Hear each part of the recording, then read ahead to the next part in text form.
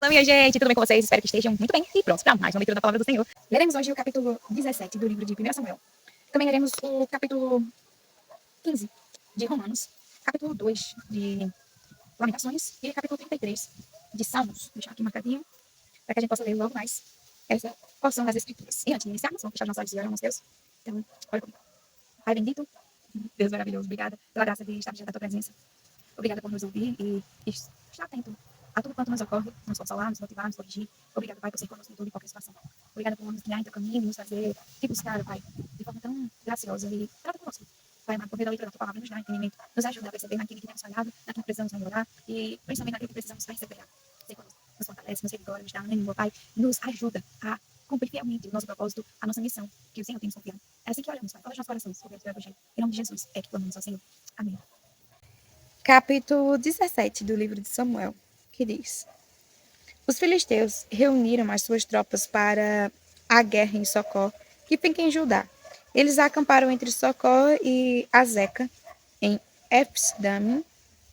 Saul e os homens de Israel se reuniram e acamparam no vale de Elá. E ali ordenaram a batalha contra os filisteus. Os filisteus estavam no monte e os israelitas estavam no outro monte, ficando o vale no meio deles. Então, do arraial dos filisteus saiu um guerreiro chamado Golias. Ele era da cidade de Gate e tinha quase 3 metros de altura. Trazia na cabeça um capacete de bronze e vestia uma couraça de escamas de bronze, que pesavam uns 60 quilos. Trazia caneleiras de bronze nas pernas e um dardo de bronze sobre os ombros.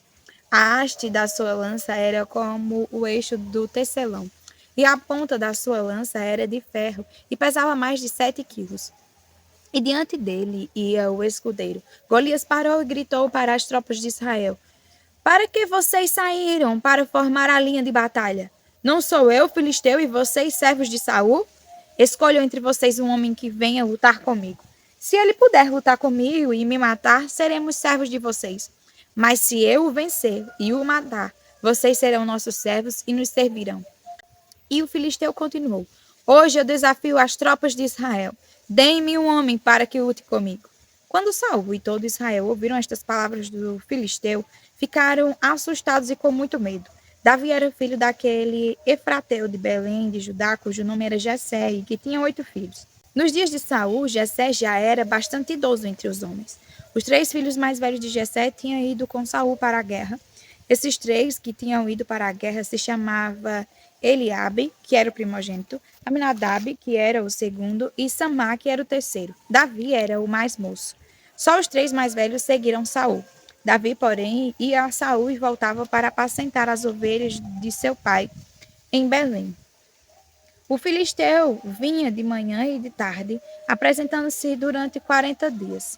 Jessé disse a Davi, seu filho: Peço que você leve para os seus irmãos uma medida deste trigo tostado e estes 10 pães. Corra e leva isso para os seus irmãos no acampamento. Porém, estes 10 queijos, leve-os para o comandante de 1000.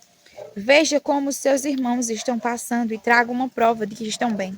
Saul, ele e todos os homens de Israel estão no vale de Elá lutando contra os filisteus. No dia seguinte, Davi se levantou de madrugada, deixou as ovelhas com um guarda, carregou o que havia sido preparado e partiu, como Jessé lhe havia ordenado.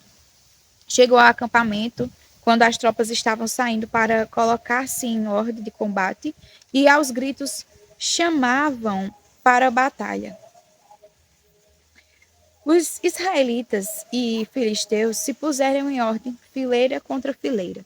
Davi deixou o que havia trazido aos cuidados do guarda da bagagem e correu para a batalha. Quando chegou lá, perguntou aos seus irmãos se estavam bem.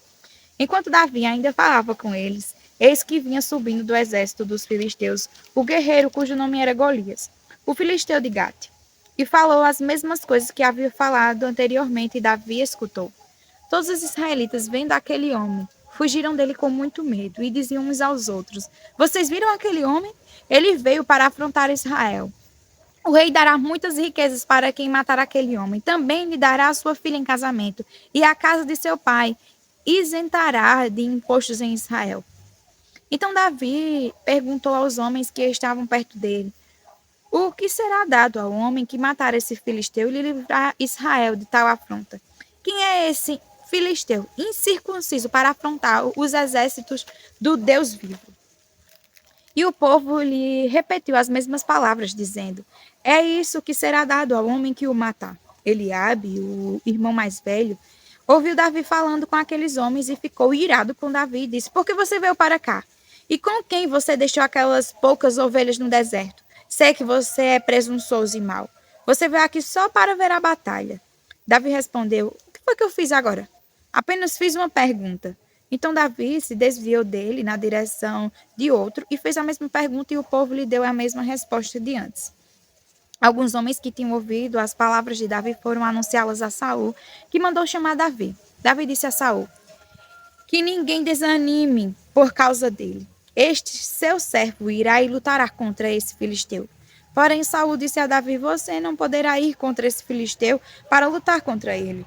Você ainda é jovem e ele é guerreiro desde a sua mocidade. Davi respondeu: este seu servo apacenta as ovelhas do pai. Quando vinha um leão ou urso e levava um cordeiro do rebanho, eu saía atrás dele, batia nele e livrava o cordeiro da sua boca. Se ele se levantava contra mim, eu o agarrava pela barba e o golpeava até matá-lo. Este seu servo matou tanto o leão como o urso. Este filisteu incircunciso será como um deles, porque afrontou os exércitos do Deus vivo. E Davi continuou: o Senhor me livrou das garras do leão e das garras do urso. Ele me livrará das mãos desse filisteu. Então Saul disse a Davi: vá, e que o Senhor esteja com você. Saul vestiu Davi com a sua própria armadura, pôs um capacete de bronze na cabeça dele e o vestiu com uma couraça. Davi cingiu a espada sobre a armadura e tentou andar, pois jamais havia usado. Então Davi disse a Saul: não posso andar com isto, pois nunca o usei. E Davi tirou aquilo de sobre si. Pegou o seu cajado na mão, escolheu 5 pedras lisas de ribeiro e as pôs no alforje de pastor que trazia consigo. E com a sua funda na mão, foi na direção do filisteu. O filisteu também vinha caminhando e se aproximava de Davi, tendo à frente dele o seu escudeiro. O filisteu olhou e, vendo Davi, o desprezou, porque era apenas um moço ruivo e de boa aparência. O filisteu disse a Davi: será que eu sou um cachorro para que você venha contra mim com pedaços de pau? E pelos seus deuses, o filisteu amaldiçoou Davi. E disse mais a Davi: vem aqui, e eu darei a sua carne às aves dos céus e aos animais do campo. Davi, porém, disse ao filisteu: você vem contra mim com espada, com lanças e com escudo. Eu, porém, vou contra você em nome do Senhor dos Exércitos, o Deus de Israel, a quem você afrontou. Hoje mesmo o Senhor entregará você nas minhas mãos. Eu o matarei, cortarei a sua cabeça e hoje mesmo darei os cadáveres do arraial dos filisteus às aves dos céus e às feras da terra. E toda a terra saberá que há Deus em Israel. Toda esta multidão saberá que o Senhor salva, não com espada nem com lança, porque do Senhor é a guerra, e ele entregará todos vocês nas nossas mãos. E aconteceu que quando o filisteu se levantou e começou a se aproximar de Davi, este se apressou e, deixando as suas fileiras, correu de encontro ao filisteu. Davi meteu a mão no alforje, tirou dali uma pedra e com a sua funda a atirou contra o filisteu, atingindo-o na testa. A pedra se encravou na testa e ele caiu com o rosto no chão.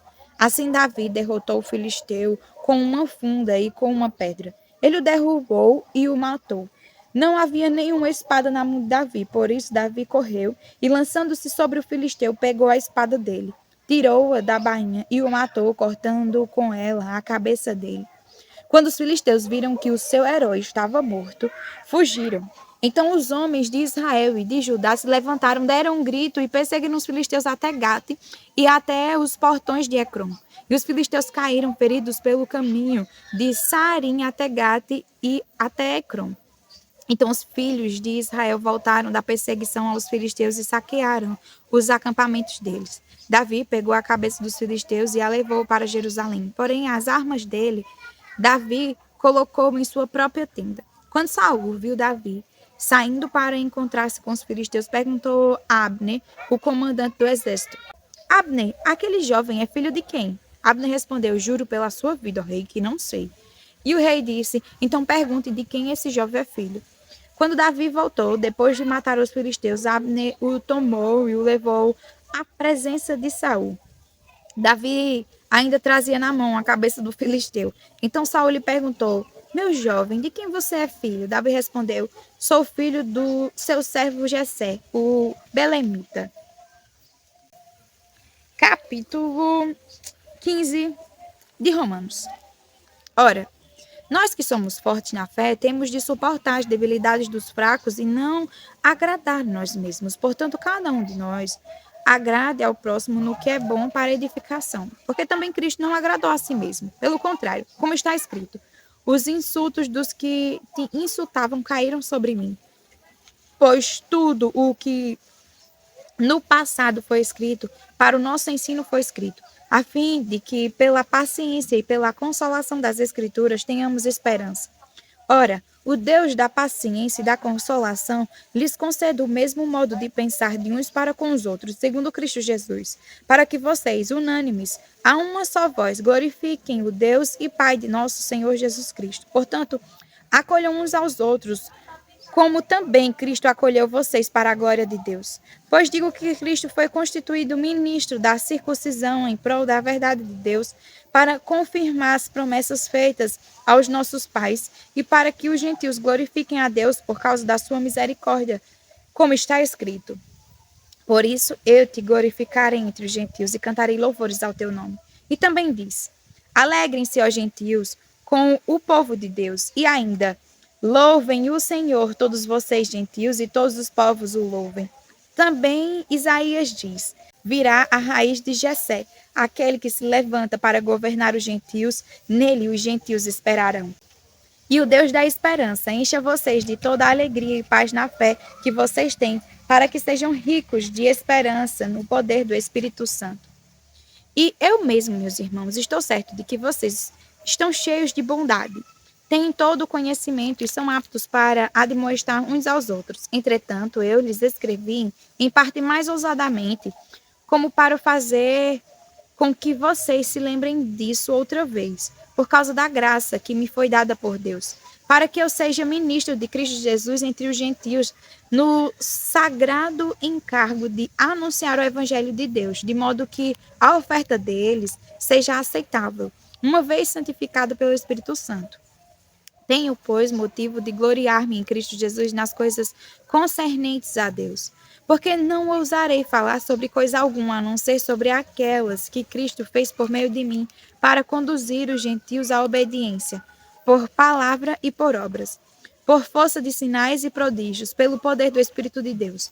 Assim, desde Jerusalém e arredores até o Ilírico, tenho divulgado o Evangelho de Cristo, esforçando-me deste modo para pregar o Evangelho, não onde Cristo já foi anunciado, para não edificar sobre alicerce alheio. Pelo contrário, como está escrito, aqueles que não tiveram notícia dele o verão, e os que nada tinham ouvido a respeito dele o entenderão. Essa foi a razão, porque também muitas vezes fui impedido de visitá-los. Mas agora, não tendo mais campo de atividade nestas regiões e desejando há muitos anos visitá-los, penso em fazê-lo quando em viagem para a Espanha. Pois espero que, de passagem, eu possa vê-los e que vocês me encaminhem para lá, depois de haver primeiro desfrutado um pouco a companhia de vocês. Mas agora eu estou de partida para Jerusalém, a serviço dos santos, porque a Macedônia e a Acaia resolveram levantar uma coleta em benefício dos pobres dentre os santos que vivem em Jerusalém. Isto lhes pareceu bem e, de fato, lhes são devedores. Porque se os gentios têm sido participantes dos valores espirituais dos judeus, devem também servi-los com bens materiais. Tendo, pois, concluído isto e havendo-lhes consignado este fruto, irei à Espanha, passando por aí. E bem sei que, ao visitá-los, irei na plenitude da bênção de Cristo. Irmãos, por nosso Senhor Jesus Cristo e também pelo amor do Espírito, peço que lutem juntamente comigo nas orações a Deus a meu favor, para que eu me veja livre dos rebeldes que vivem na Judéia, e que este meu serviço em Jerusalém seja bem aceito pelos santos. Isto para que, pela vontade de Deus, eu chegue à presença de vocês com alegria e possa ter algum descanso na companhia de vocês. e o Deus da paz esteja com todos vocês. Amém. Capítulo 2 do livro de Lamentações. Aleph. Como o Senhor, na sua ira, cobriu de nuvens a filha de Sião, precipitou do céu até a glória de Israel, e no dia da sua ira não se lembrou do estrado de seus pés. Bet. O Senhor devorou todas as moradas de Jacó, e não teve piedade no seu furor. Derrubou as fortalezas da filha de Judá. Lançou por terra e profanou o reino e os seus príncipes. Quimel. No furor da sua ira, cortou toda a força de Israel, retirou a sua mão direita em face do inimigo, consumiu Jacó como labareda de fogo que devora tudo ao seu redor. Dalet. Entesou o seu arco como se fosse um inimigo, firmou a sua mão direita como se fosse um adversário. Destruiu tudo o que era formoso à vista, derramou o seu furor como fogo sobre a tenda da filha de Sião. O Senhor se tornou como inimigo, devorando Israel. Devorou todos os seus palácios, destruiu as suas fortalezas e multiplicou na filha de Judá o pranto e a lamentação. Val. Demoliu com violência o seu tabernáculo como se fosse uma horta.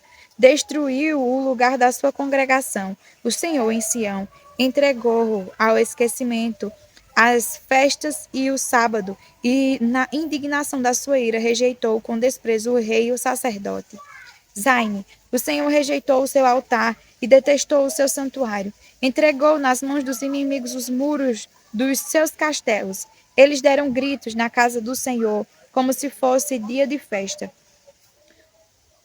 O Senhor resolveu destruir a muralha da filha de Sião. Estendeu o cordel e não tirou a sua mão destruidora.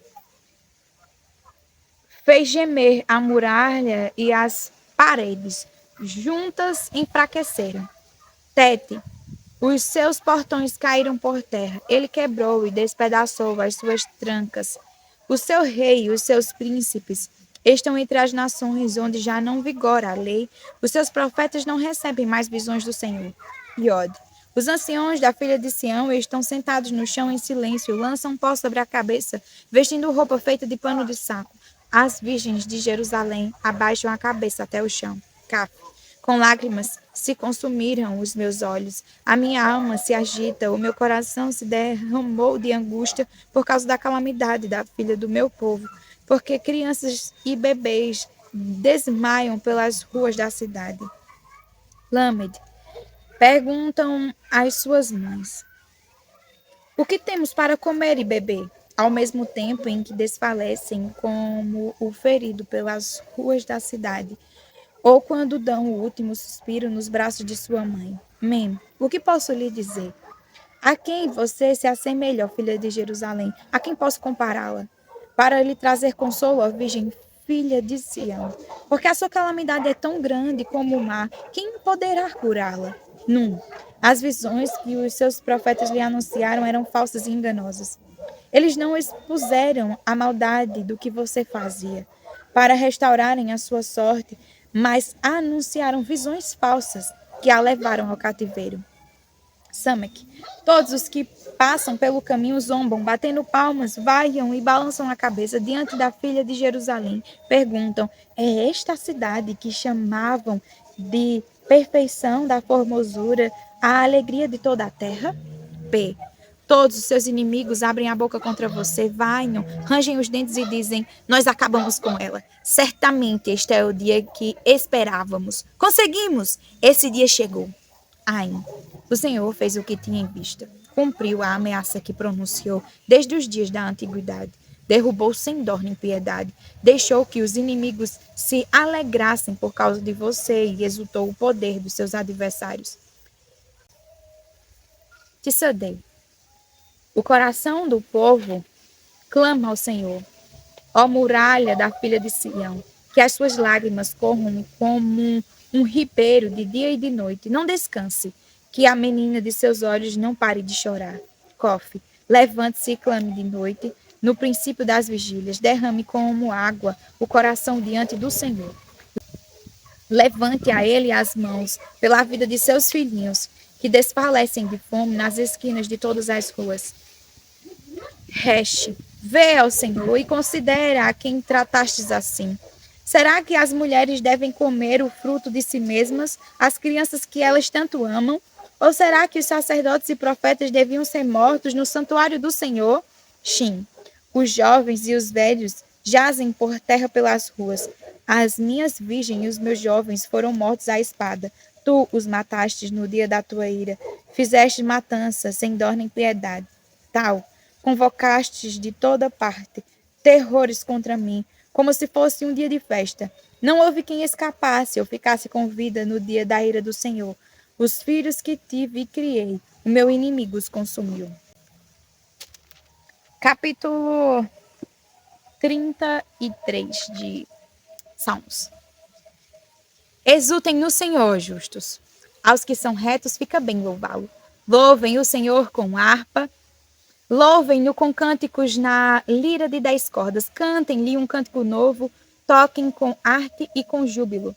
Porque a palavra do Senhor é reta e todo o seu poder é fiel. Ele ama a justiça e o direito. A terra está cheia da bondade do Senhor. Os céus, por sua palavra, se fizeram, e pelo sopro da sua boca, o exército deles. Ele ajunta em montão as águas do mar, e em reservatório encerra os abismos.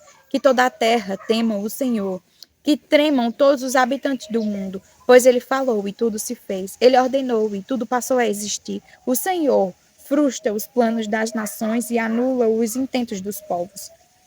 O plano do Senhor dura para sempre, os intentos do seu coração por todas as gerações. Feliz a nação cujo Deus é o Senhor, e o povo que ele escolheu para a sua herança. O Senhor olha dos céus e vê todos os filhos dos homens.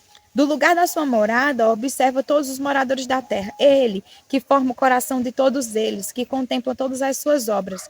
Não há rei que se salve com o poder dos seus exércitos, nem por sua muita força se livra o valente. O cavalo não garante a vitória, apesar de sua grande força, e ninguém pode livrar. Eis que os olhos do Senhor estão sobre os que o temem, sobre os que esperam na sua misericórdia, para livrar a alma deles da morte e no tempo da fome conservar-lhes a vida. Nossa alma espera no Senhor, nosso auxílio e escudo. Nele o nosso coração se alegra, pois confiamos no seu santo nome. Seja sobre nós, Senhor, a tua misericórdia, como de ti esperamos. Amém. Até amanhã para mais uma leitura da palavra do Senhor. Fiquem com Deus.